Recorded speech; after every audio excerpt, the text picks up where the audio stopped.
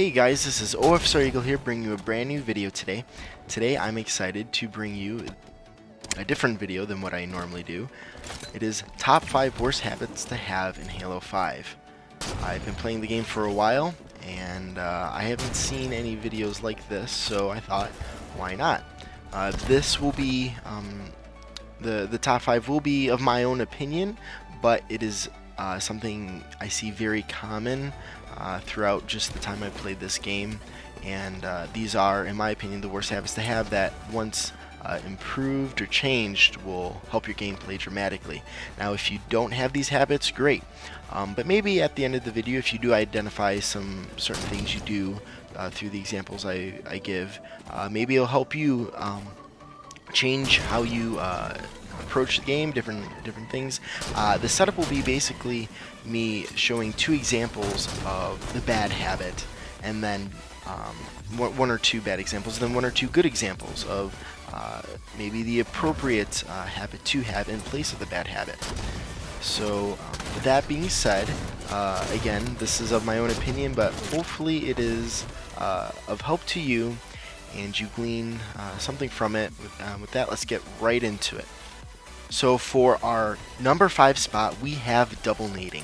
Double nading is when you throw 2 grenades right off of your spawn at the enemy. Normally all this does is let the enemy know where you are and get rid of your nades when you probably would need them in a later situation. You've seen the last one, I died. But in this good example, I'm challenging someone and I threw a nade to his right, which cut off his avenue of escape or going into cover, which allowed me to finish the kill. So that was a good example there. Another good example is later on in the same match, it's close to the end, I'm going and I see a nade being thrown, so I throw my own nade to hopefully cut off his escape route up the steps. Even though it probably didn't hit him, it was a smart play to use. Now number 2, we have reloading too little or too much. You see I just challenged someone to my right, but because I didn't take a minute to pause and reload, I was killed from the guy up top. Here we have the opposite, where I reload at the wrong time too much. I didn't even finish the kill at top there, and I started taking shots from my right, and I started to reload. Terrible timing. Never a good idea to reload when you're being shot. So here I pick up the snipe, and this is number 3 of the good reload time. You see I finish these kills, and I see grenade coming in, I drop, and I take a moment to reload, because I knew I had a minute to do so. I make sure both my guns are reloaded. Okay, I take out this kill, I don't reload yet, I look around to make sure that I'm in the clear to do so. I see a guy to my left, I challenge, I take him out, and then I look around, I can breathe, I reload. Okay, I move forward, and I see someone, finish it off. Number 3, we have sprinting too much. I spawn here and just went sprinting forward, and I just ran headfirst into the enemy, not without a care in the world, and that's just silly. Another example here is we're playing some arena on Fathom, and I see that it says that the ball is about to be capped, and I just sprint right past this guy, giving him the opportunity to lay the first few shots and kill me. We do have a good example of sprinting here. It's some FFA, and I hear some fire going on in front of me, so I sprint over, see if I can clean up a few kills, which in fact I do. I made sure that there wasn't anything going on around me first, and I cleaned up the kills. Now, please forgive the poor footage here, but right off spawn, I sprint, and I get this kill. Now, sometimes a good choice about sprinting is to not sprint at all, but in this case, I start taking fire from my right side, and I sprint to cover. Even though when sprinting your shields don't recharge, me sprinting to cover made sure that the enemy didn't have the last shot on me to finish me off. And because of that, it allowed me to live and get this kill right here.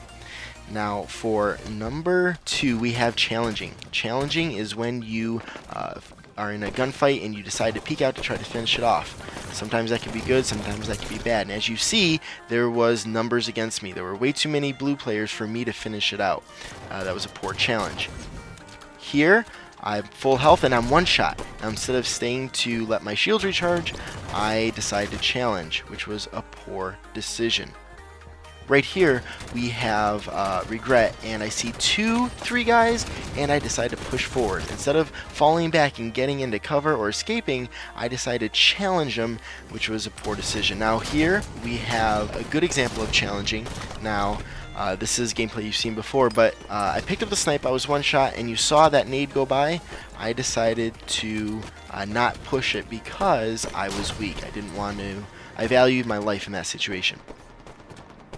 Now here, I'm full shields, and I get this guy down to one shot, so I decide to challenge and finish it, betting that my shields will last longer than his, which was a good decision in that case. This is another challenge here.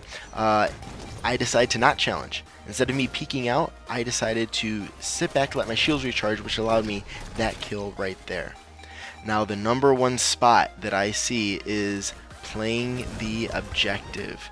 I see a lot of players not play the objective right. They focus on kills. We only have 3 game types: Slayer, CTF, and Strongholds. And you see, we're playing Strongholds, and I completely blew past top mid in favor of the beam rifle. Even though the beam rifle is a very powerful weapon, the objective is capping the Strongholds. And because I didn't stay right there to contest top mid, the blue team got it. Here's a good example of good objective play. Here we have Truth, CTF. I grab the flag and I push out to my right. Now I start taking shots, but my objective here is to capture the flag and not live or get slays, even though it's good. But what I decided to do is push and throw the flag up to close to our flag, so hopefully we give my teammates an opportunity to capture it. Again, that's just putting the objective above anything else. And right here we have Strongholds on Mercy. I decided to hold back even though I could push out because I see enemy coming in. Now because I stay back and I stay here, Blue Trench, during this encounter, that if I would have left, they would have captured this. But because I stayed, I stopped the blue team and allowed my my teammates to capture top mid, which gave us a triple cap. And for our final clip, we have same game later on, and I see that top mid is being captured, right? So I throw my body at it to contest it. Even though I know there's so many enemies I probably won't be able to stop it, it gives my teammates enough time to come in and hopefully continue contesting it or secure it. Now again, that's just putting the objective above anything else. So with that, those are my top 5 worst habits to have in Halo 5. I hope you enjoyed it.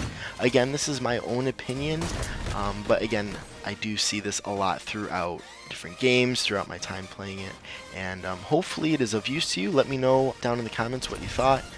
Again, hopefully this is something that you'll glean from, and hopefully if possible, maybe even identify your own bad habits. Maybe they weren't even listed on here, but just stopping to rewatch gameplay, whatever it might be, just to make sure you're making the best decisions possible in the game is always a good thing. So with that, I will leave you guys and hopefully see you in the next one. Peace.